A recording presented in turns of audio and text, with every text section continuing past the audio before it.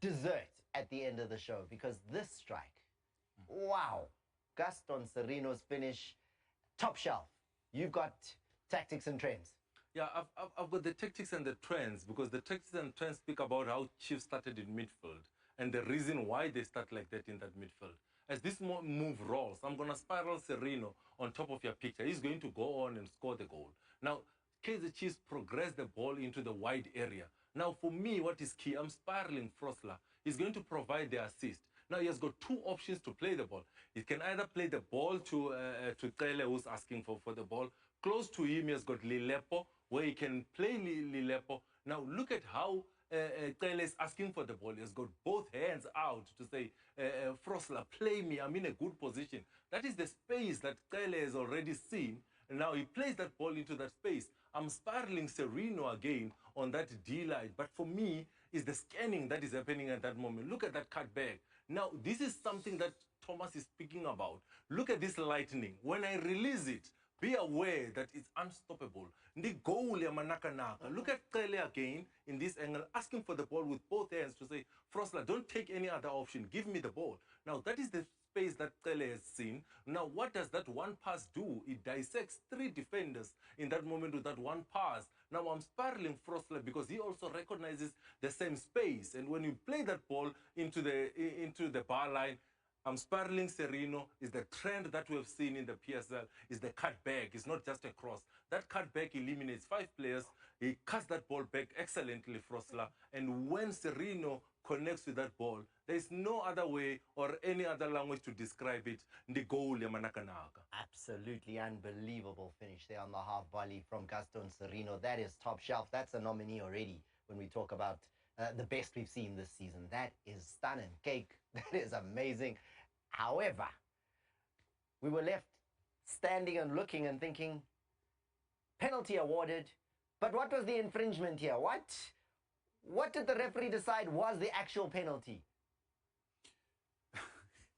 You know, when you're presented as a referee with multiple opportunities Multi-choice. to take the same, it's like you've paid your premium subscription, so you can choose any full bouquet. Full bouquet.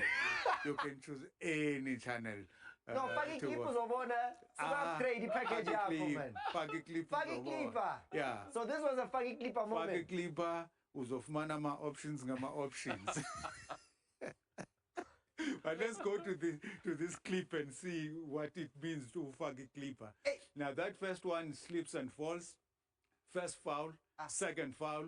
The referee is there, delays a little bit, chooses which one to blow for, and ultimately she has an opportunity to point at the penalty mark because there's a foul there.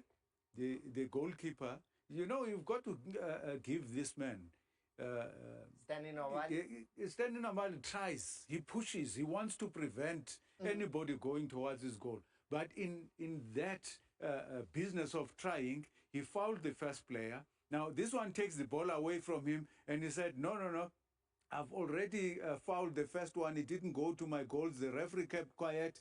I'm getting you. And he got the second one, and the referee was left with no option but to Faki Clipper, choose my channel, and the choice is wide. There you go. There's the first option on the buffet of options that were there, the full bouquet for referee Makalima. Easy decision at the end of the day. Yeah, and Wabali really should have gathered that. He did very well to come off his line, but he should have gathered this, you know. And then I slightly disagree with this one on Modi. I don't think that is a foul, but definitely on Shabalala, he makes sure that he doesn't progress. So good decision from the ref ultimately. There you go. Penalty awarded. Miguel steps up, slots it away. The skipper taking the responsibility. I think well taken. He keeps his calmness. That's what captains do. They lead from the front, and a well-taken goal takes the game slightly away from Chippa United in that moment. And then look at how it is here that Modi does have his day. As Kaizer Chiefs put together the passing movements. And Booth, maybe you can explain to me. Madingwana here, he doesn't react to Modi's movement. No, he doesn't. And, you know, what really makes this goal is that little through ball in from Lepo into Chivaviro. And there was a slight deflection, and Chiviviro does very well to get that snapshot off, and a great follow-up from Modi, because again, you're expecting a goalkeeper of Ngcobali's quality to gather this here. He shouldn't be spelling that, you know. So good follow-up, sniffing away a possibility, and good goal from Modi. And he seems to be, seems to have that spark again for Chiefs, which is great to see. So Kaizer Chiefs, in front of their home fans, getting the 3-0 victory against fellow Premiership side Chippa United. They now have drawn against Stellenbosch in the on to the next encounter for you. And as we look at this, the ace, my moment this week was the goal from Zidonga. I need you now to talk about the couple of big incidents in the game. There were a couple of penalty appeals. There was a ball that crossed the line that wasn't given. Yeah, it's very sad that we sit here on a Monday, and analyze decisions. Of course, with the primary objective being to educate the nation, especially football-loving people. But when you look at major decisions that were either taken or not taken, which could have turned the result in a different direction, one of the most unfortunate infringements of the laws of the game that can take place is tripping. No intention, but if you've tripped the player, you've tripped the player. As a referee, you must blow the whistle for tripping. And if the tripping takes place inside the penalty area, you must award a penalty. That's what the law says. You look at that, you look at no intention to play the ball, stamps his foot down on the ground, prevents the player from continuing with his ball possession. There's no way that the player can continue because he has been tripped. Unfortunately, there were two players between the referee and play. So he was not able to recognize that as an effectual trip on the striker. And that's how he misses. That's why we always say, position yourself such that you have a side view of the encounter. Wasn't the only time that the referee would be called into having to make a decision on a penalty. Yeah, let's go to the next one. We've said the referee perhaps missed that earlier one. But now, remember that show when we spoke about what happens when the ball is so low that it is a kickable ball. It is waist level. By going down, using your head, and the player goes with his foot. The height where the ball is where feet are supposed to be used. So you will not expect a referee, simply because you decided to go down with your head, to then penalize the player who used the correct limb for that particular moment. Spot on decision by the referee to ignore that thing. Yes. Spot on decision. Spot on decision, because the ball is at a level where the correct limb of the body to use is your foot. Ipinde, say spot on decision for this one now. Say this next one now. This next one. The ball crossed the line. Say spot on decision. No, let's go. Uzawukhala uncame. Ngitshilo ndathi uyehla ngenhloko uzaba sengxakini. Ngisatsho nako. Wehla ngenhloko usengxakini. Sasiyeka pho. Now, let's go to this one. A very, unfortunate situation, because the ball goes into goal, and we will show you, and I hope everyone at home has a good enough screen where we can point this out. If you look at my arrow there, you will see the 2 feet of the assistant referee with the flag hanging next to the foot there. That's the incorrect position to hold. The ball is inside. The whole circumference of the ball crosses the goal line. Where do you want the assistant? He should have, the moment he realized that the ball has rolled past the second last defender, there's no longer an offside to consider. He should have sprinted, because it was rolling slowly, should have sprinted to the corner flag, where he has a view of the goal line, square 90 degrees from where he's standing. standing, straddling the line even, he wouldn't have missed what happened there. Hey, for me, Thomas, Bryce, is that hand not preventing him from, because he's standing on this side and the goalkeeper is making the save like that? That doesn't disturb him. It's quite possible that the goalkeeper's body and the arm may have obscured the view of the assistant referee, but it is no excuse for him to stand where he was. The moment the ball rolls past that second last defender, it nullifies any observance of an offside situation, so you sprint and watch for the goal line. Now, I think the obvious thing that the linesman perhaps was thinking was that Skosana, the number 35, the defender, was going to clear that. But he inexplicably, lets the ball go. Yeah.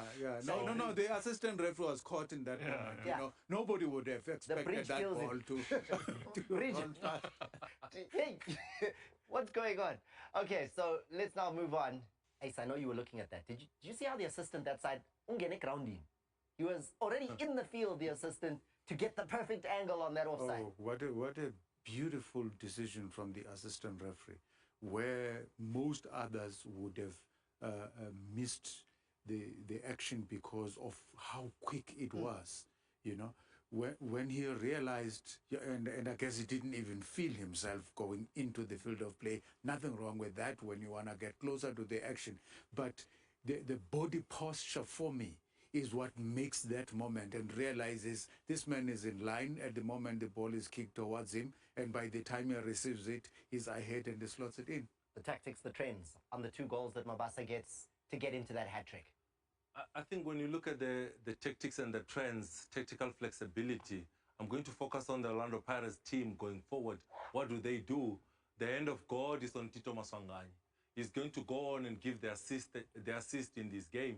Look at how he receives in the pockets. Look at the 2 full backs. I'm spiraling Van Rooyen. I'm also spiraling Marco at the bottom of your screen. That's how high the full backs were. Now I'm spiraling the wingers. That is Rile Mufokeng. That is Dion Hoto. That is tactical flexibility from Orlando Pirates in this instance. I'm spiraling Mufokeng because, and the arrow, the run that is going to take into that D line is to clear the area, is to clear the space that I'm highlighting in this moment. Why is he emptying that space? He's emptying that space so that Lamini can use that space as an 8. There's Rile Mufokeng now. I'm spiraling for the second time. He's receiving that ball. Well, he has already scanned. Look at that space now that he has cleared earlier on with his movement, moving inside. Now Tito Maswanganyi progresses that ball to Rile Mufokeng. As soon as he gets it back, he plays one touch. Look at Mabasa. He's the man on the D-line. I'm spiraling Mabasa because of his intelligent movement. This is a team goal where Tito Maswanganyi starts this move in midfield. Look at now the space that is created. Mabasa is created for himself. He's creating that space so that he can then pounce and attack that space. And for me, is the tactics and the trends, is the 2 fullbacks high up. When those 2 fullbacks are high up, the wingers stuck inside. It's Tito Maswanganyi's ability to recognize space and then attack that space. I want to see how you did this next one, because there are 37 times. The screen's going to be full of lines. So, mark number 37 touches. I know. I need the tactics and the trends. By the time the finish happens, show us what you did. Now, when we look again at a number 10, you look at the role of a number 10. I'm going to spiral again the same man. That is Tito Maswanganyi at the halfway line. I love Tito when he plays 2 touches, 3 touches, and there's the ability to find the pockets. In this instance, Orlando Pirates had changed the formation in this instance. They're playing with 2 8s. Those are the men that I'm spiraling in Njonja and Lamine. They're playing with 2 8s. As soon as Lamine receives that ball, I'm spiraling Mufokeng, who has found space in between the lines, who have found space in the pocket in this instance. And now look at Shaku pointing out to say, Shaku, look at Mufokeng, he's unpicked, go pick him up. No one reacts the quickest. Look at that space now that Tito Maswanganyi has recognized in behind the defense. Now, when Rile Mufokeng turns, he looks at that space. He sees that space. Lamine has already pointed out that space to him to say, there is the space, the delightful ball, the deft touch over the top. If that is not excellent, look at Mabasa's movement now. He's the man that is looking for a hat-trick. As soon as he recognizes that space, look at how he bends his run. But for me, is that back heel coming from Tito Maswangai. The ambulance has got the lights on at the back of his head. He gives that that back heel to be able to find Mabasa in that instance. Goal number 12 in all competitions, Thomas. Goal number 44 for Orlando Pirates. He gets the hat-trick. Well taken goal. Hat-trick hero there, and one of only 3 players now, Mabasa, for Orlando Pirates to get a hat-trick in the PSL era in the Nedbank Cup. So he is in very, very rarefied company. Moving